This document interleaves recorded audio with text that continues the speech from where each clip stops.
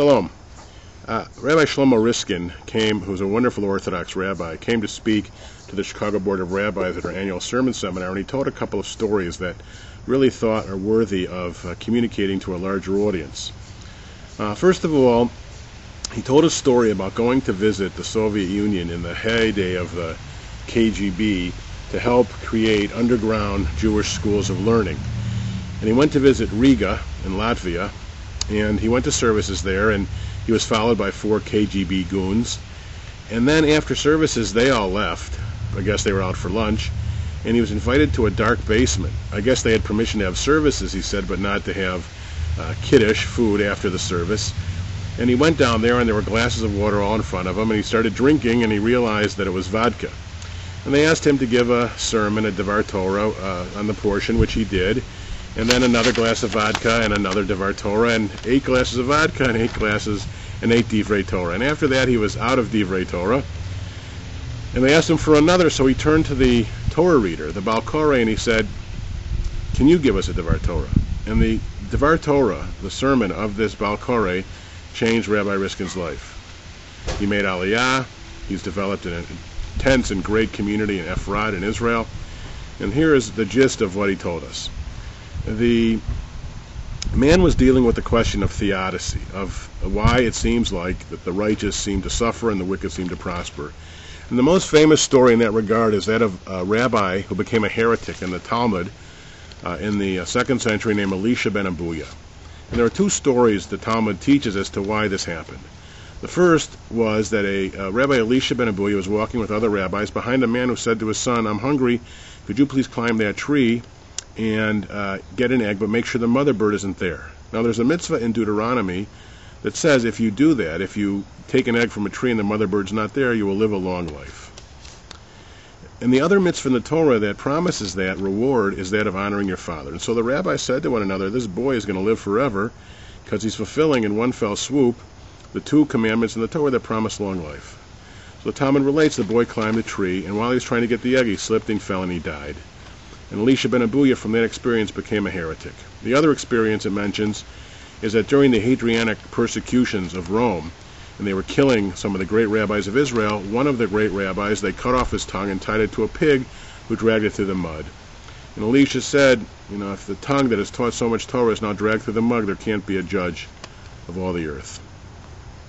Now, according to the Jerusalem Talmud, Rabbi Elisha ben Abuya's grandson, Rabbi Yehoshua, said that his grandfather would not have become a heretic if he simply understood that there's no reward in this world. It comes in the world to come. And the person giving the Devar Torah in this Riga basement, the Baal Koreh, said, now, either Rabbi Yeshua is wrong, that there is no reward in this world, or the Torah is wrong, because in the Torah portion, Ki Tavo, it says that you pay a day laborer on the day he works. And if a day laborer has to be paid on the day he works, then God, who's the God of all the world, should certainly pay people in this world for the reward of being righteous. So how did he resolve that apparent dilemma between Rabbi Yeshua and the Torah? He said that there's no dilemma at all, because human beings are not day laborers. We are contractors. And a contractor never knows whether the contractor has done a good job until the end. And we don't know when the end is. The end is at the end of our life, and then we find out what our reward is. And so the reward comes in the world to come, not in this world. Don't expect the reward in this world.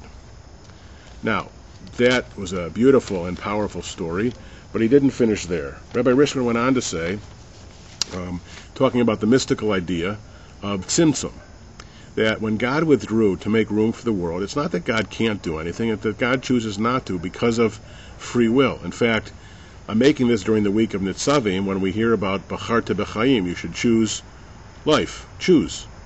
And what Rabbi Riskin taught here is the very important idea of free will, and that it's not that God can't do it, God chooses not to, and so God withdrew. But then the question is there any God left in the world if God withdrew? And he uses the mystical example of when you have wine in a glass and you pour it out. Is there any wine left in the glass? Well, there's the fragrance of the wine, and there's a little bit of the physical wine, the rishima, and that's what's left of God in this universe. But that doesn't mean that God can't function at all and that God doesn't send messages. There is a bit of God left in the physical world. And he gives an example of how God sends a message. He told through the talking donkey. There's a famous passage in Numbers in the story of Bilam and Balak where a donkey talks. So how can a donkey talk? So he tells the story of the Hasidic rabbi of Lublin, the Lubliner, who has some hard problems and is out taking a walk on a hot day. And he's feeling not too well because it's so hot. And the only other person on the road is a peasant with a donkey that's laden down with hay. And just as they pass, the man with the donkey collapses. Now the Torah says specifically, if the donkey of your neighbor falls, you should help pick it up. And so the peasant says to the Lubliner, can you help me? And the Lubliner says, I'm sorry, I can't. So the peasant says, no, you're not right. It's not that you can't, it's that you won't. If you wanted to, you could.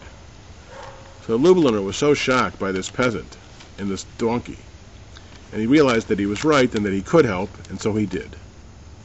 And so he got a message he felt from God through this donkey, essentially this talking donkey. So God sends his messages to the world. And what is the message?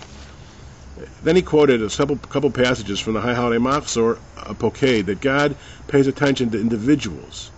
And that for each one of us there's a specific task in life, and that is our contract that we have to fulfill. And we don't know if we fulfill it until we die. And so a beautiful and powerful message. And one final thought from Rabbi Riskin that I wanted to share. The root of the word of Trua is a cry. And so when you hear the shofar, it's a cry from God, a cry of a world that's broken. But that's not the only word and idea of the shofar in the Bible, of the Yom Truah, of Rosh Hashanah. The other shofar that's blown, well, he didn't mention this, but there's one shofar blown at Sinai. The sound of the shofar grew louder and louder. But the one that he did mention was that in the context of Leviticus and the Jubilee, to proclaim liberty throughout the land, you blow a horn at the time of freedom. And there's 2 tekiyas for every truah, 2 cries of freedom for every cry.